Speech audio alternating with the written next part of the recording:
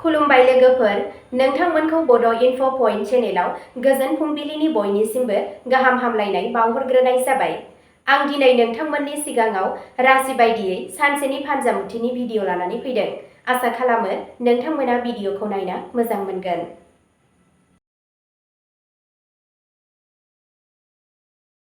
दिनै 5 अक्ट'बर 2025 मायथाइ एबा 18 आसिन दान 1432 मायथाइ रबिबार। गिबियावनो दङ मेष राशि।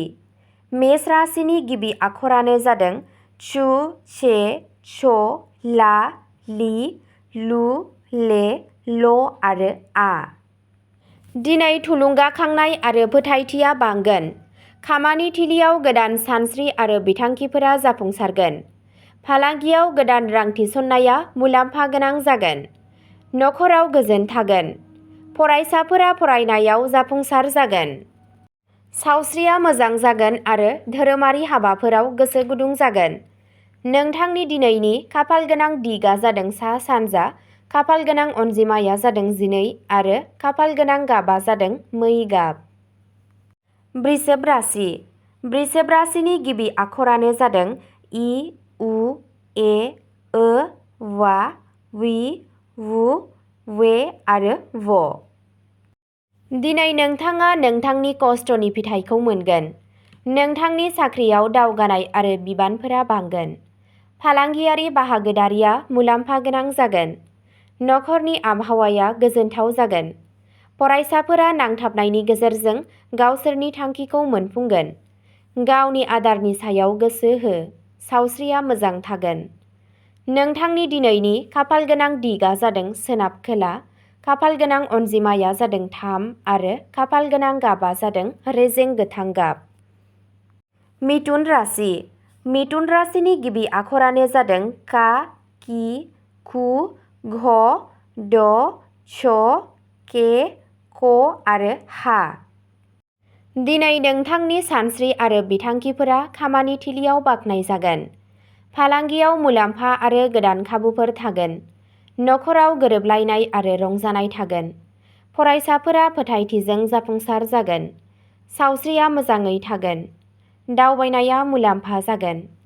नोंथांनि दिनैनि खाफाल गोनां दिगा जादों खोला-सानजा, खाफाल गोनां अनजिमाया जादों 8 आरो खाफाल गोनां गाबा जादों निला गाब।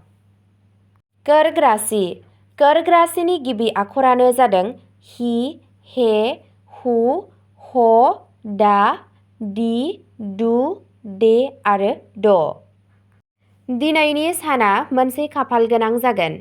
नोंथाङा नोंथांनि जिउ राहायारि फोथाराव गोदान जाफुंसारनाय मोनगोन। फालांगियाव मुलाम्फा आरो दिदोमथि थागोन।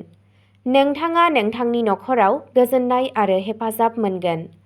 फरायसाफोरा बादायलायनायाव जाफुंसार जागोन। आरज गाबनायाव बाहागो लायोब्ला गोसोआ गोजोन मोनगोन।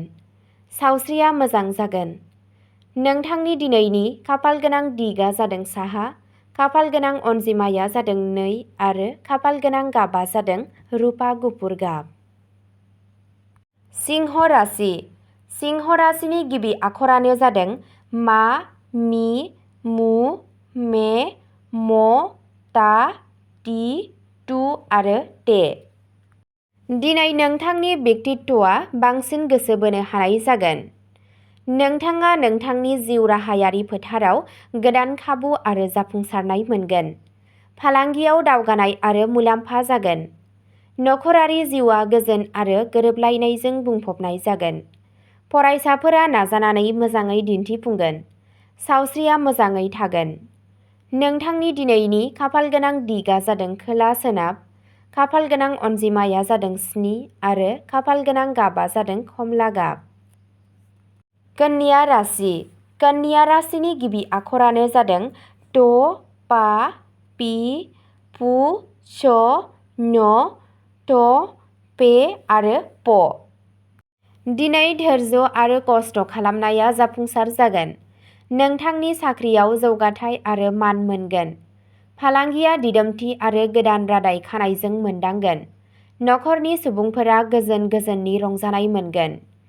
फरायसाफोरा फोथायनायजों दावगागोन। ध्यान आरो आध्यात्मिक अभ्यासआ मुलाम्फा गोनां जागोन। नोंथांनि दिनैनि खाफालगोनां दिगा जादों सानजा, खाफालगोनां अनजिमाया जादों 4 आरो खाफालगोनां गाबा जादों गोथां गोमो गाब। तुला राशि। तुला राशिनि गिबि आखरानो जादों रा, रि, रु, रे, र, ता, ति, तु आरो ते। दिनै खाफाला नोंथांमोननि फारसे थागोन। साख्रियाव मासि जौगागोन आरो मान मोनगोन। फालांगियाव गोदान रां थिसननाया मुलाम्फा गोनां जागोन। नोंथाङा नोंथांनि नखराव गोजोन आरो हेफाजाब मोनगोन। फरायसाफोरा खस्थ'नि गेजेरजों साबसिन फिथाइ मोनगोन। सावस्रिया मोजां थागोन। धोरोमारि हाबाफोराव गोसो गुदुं जागोन।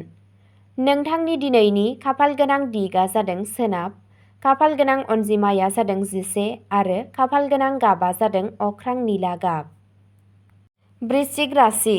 वृश्चिक राशिनि गिबि आखरानो जादों ट, ना, नि, नु, ने, न, या, यि आरो यु। दिनै नोंथांनि नाजानाया जाफुंसारगोन। खामानियाव जौगाथाय आरो गोदान बिबानफोर थागोन। फालांगियाव मुलाम्फा जागोन। नखराव गोजोन आरो गोजोन आबहावा थागोन। फरायसाफोरा फरायनायाव मोजां फिथाइ मोनगोन। सावस्रिया मोजाङै थागोन। आध्यात्मिक अभ्यासआ नोंथांनि सिंनि गोहोखौ बांहोगोन। नोंथांनि दिनैनि खाफालगोनां दिगा जादों खोला, खाफालगोनां अनजिमाया जादों 5 आरो खाफालगोनां गाबा जादों रोजा निला गाब। धनु राशि। धनु राशिनि गिबि आखरानो जादों ये, य, भा, भी, भु, धा, पा, दा आरो भे। दिनै जाफुंसारनायफोरा सोराङाव फैगोन। नोंथांनि साख्रियाव जाफुंसारनाय आरो जौगानाया जानो हागौ। फालांगियाव मुलाम्फा आरो दिदोमथि थागोन। नखराव गोजोन आरो अननाय थागोन। फरायसाफोरा बादायलायनायाव जाफुंसार जागोन। सावस्रिया मोजां जागोन। दान होनाय हाबाफोरा मोजां फिथाइ होगोन। नोंथांनि दिनैनि खाफालगोनां दिगा जादों सानजा खोला, खाफालगोनां अनजिमाया जादों 6 आरो खाफालगोनां गाबा जादों गलापि गाब। मकर राशि। मकर राशिनि गिबि आखरानो जादों भ, जा, कि, कु, के, ख, गा आरो गि। दिनै नोंथाङा नोंथांनि खस्थ'नि फिथाइखौ मोनगोन। नोंथाङा नोंथांनि साख्रियाव गोदान बिबान आरो मान मोनगोन। फालांगिया दिदोमै मुलाम्फा जागोन। नखराव गोजोन थागोन। फरायसाफोरा गाव गावनि थांखियाव जाफुंसार जागोन। सावस्रिया मोजां थागोन। फुजिनाया गावजों गाव फोथायनायखौ बांहोगोन। नोंथांनि दिनैनि खाफालगोनां दिगा जादों सा सोनाब, खाफालगोनां अनजिमाया जादों 2 आरो खाफालगोनां गाबा जादों मुगा गाब। कुम्भ राशि। कुम्भ राशिनि गिबि आखरानो जादों गु, गे, ग, स, सि, सु, से आरो दा। दिनै नोंथांनि सानस्रि आरो बिथांखिफोरा जाफुंगोन। नोंथाङा नोंथांनि साख्रियाव मासि जौगाहोनाय आरो मान मोनगोन। फालांगियाव गोदान खाबु मोनगोन। नखराव गोजोन थागोन। फरायसाफोरा खस्थ' खालामनानै मोजां फिथाइ मोनगोन। सावस्रिया मोजाङै थागोन। धोरोमारि हाबा मावनाया इसिङारि गोजोननाय मोनगोन। नोंथांनि दिनैनि खाफालगोनां दिगा जादों सोनाब साहा, खाफालगोनां अनजिमाया जादों 9 आरो खाफालगोनां गाबा जादों फान्थाव गाब। मीन राशि। मीन राशिनि गिबि आखरानो जादों दि, दु, ट, झ, दे, द, चा आरो चि। दिनैनि दिना नोंथांनि थाखाय मोजां जागोन। नोंथाङा खामानियाव बाख्नायनाय आरो मासि जौगाहोनाय मोनगोन। फालांगियाव मुलाम्फा आरो गोदान खाबु मोनगोन। नखराव अननाय आरो हेफाजाब थागोन। फरायसाफोरा बादायलायनायाव जाफुंसार जागोन। सावस्रिया मोजां जागोन। ध्यान आरो आध्यात्मिक अभ्यासआ नोंथांनि सिंनि आत्माखौ गोख्रों खालामगोन। नोंथांनि दिनैनि खाफालगोनां दिगा जादों सा, खाफालगोनां अनजिमाया जादों 10 आरो खाफालगोनां गाबा जादों सनानि गोमो गाब। अब्ला दिनैनि राशि फरायथिनाया एसेनोसै। गोजोन्थों।